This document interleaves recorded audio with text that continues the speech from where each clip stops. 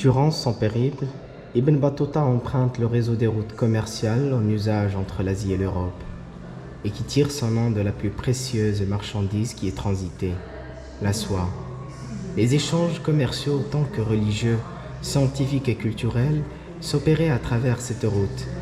Il s'agissait d'un grand point de rencontre entre l'Asie et le Maghreb. Ibn Battuta est considéré comme étant le premier ambassadeur marocain à l'étranger.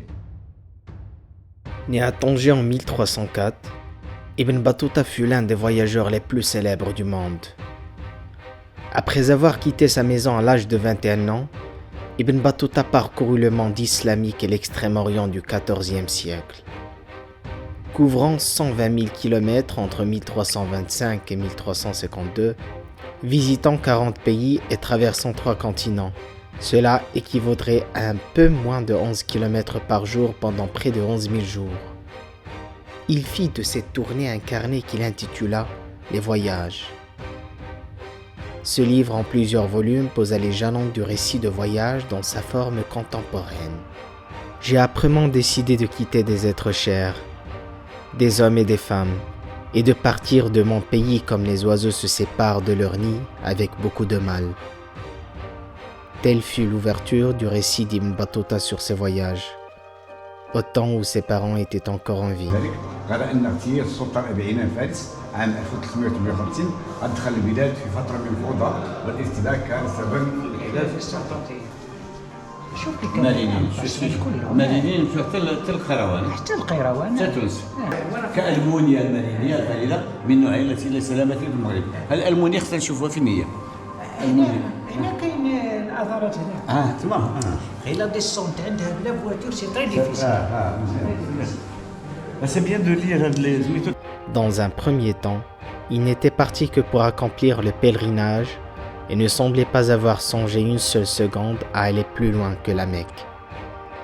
Il voyagea à travers l'Afrique du Nord jusqu'à Tunis, où, en entrant dans la ville, il enregistra ses sentiments de solitude et de mal du pays. ثم عاد إلى طنجة فشغل بها منصب القاضي إلى أن توفي عن عمر يناهز 73 عاما.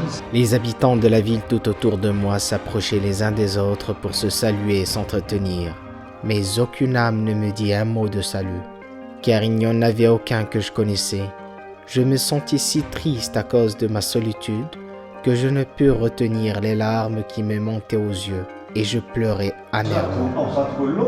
مشى لبنغلاديش لا هو مكة عدن مقديشيو زنزبار حتى لسميتو ومشى عاوتاني كذلك من هنا تاع زنزبار تاع الصين الهند كالكوتا سيلان ومشى طلع سيلان دار شبه جزيرة اسيا جافا اندونيسيا ومشى كوينزو في الصين ومشى حتى هانغزو في الصين ومشى حتى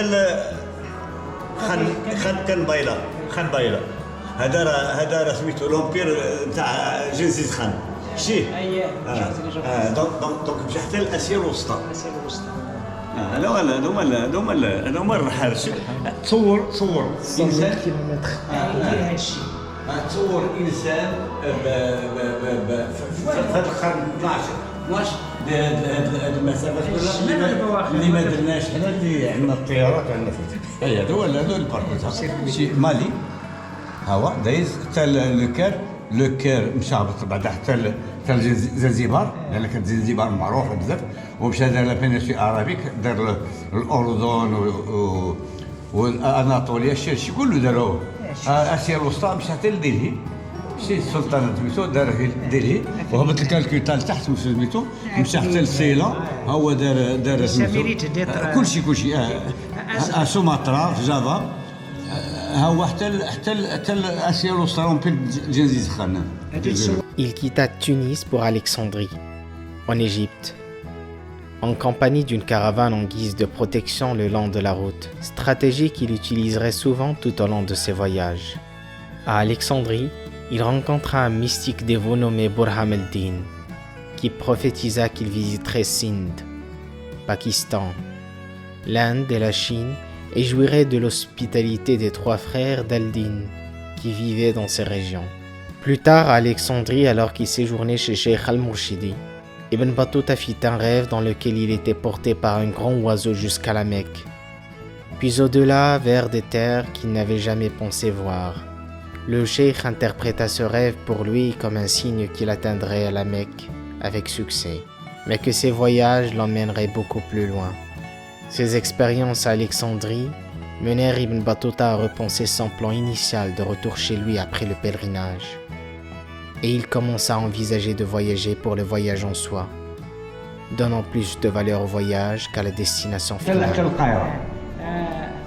سميتو السلطان الفلوس عنده شي حاجه غريبه. واش ماشي هو فاش ربحوا هنايا واد المخازن معركه المخازن مشاو للأولمبية تمايا. وي يمكن هو ضيع واحد العدد ثروته في مصر دعس كيدير الفلوس كيدير الذهب بالخوافي نتاع الجبال عامرين بالذهب وتما ضيع بزاف الفلوس في مصر. ديالنا شنو كانوا يديروا ملحه كيعطيوهم ملحه ويجيبوها. المسور علاش سمى المسور الذهبي لان كيديروا الملحه وكيجيو استعمروا ربحتي هنايا واحد القضيه العرب. شوف العرب راه هما اللي ساهموا في الاسكلافاج العالمي. العرب هما اللي كانوا كيمشيو يجيبوا السود الافارقه والزنوج وكيبيعوهم. Ibn Battuta, l'un des voyageurs les plus remarquables de tous les temps, visita la Chine 60 ans après Marco Polo et parcourut plus de 100 000 kilomètres, bien plus que Marco Polo. Pourtant, Battuta n'est jamais mentionné dans les livres de géographie utilisés dans les pays musulmans, et encore moins dans ceux de l'Occident. La contribution d'Ibn Battuta à la géographie est incontestablement aussi grande que celle de n'importe quel géographe. Mais les récits de ces voyages ne sont facilement accessibles que par les spécialistes.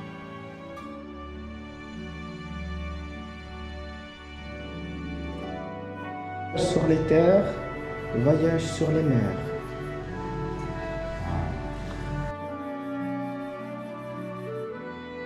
السلطان أبو عنان هو الذي أوكل إلى كاتب ابن جزي اللي قلنا كتب.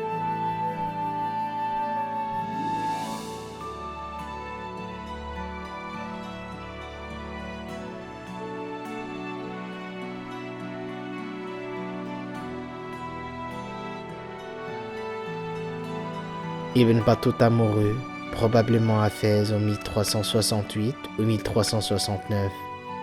Il serait enterré à la Médina de Tanger, où cette tombe est indiquée comme étant son lieu de sépulture.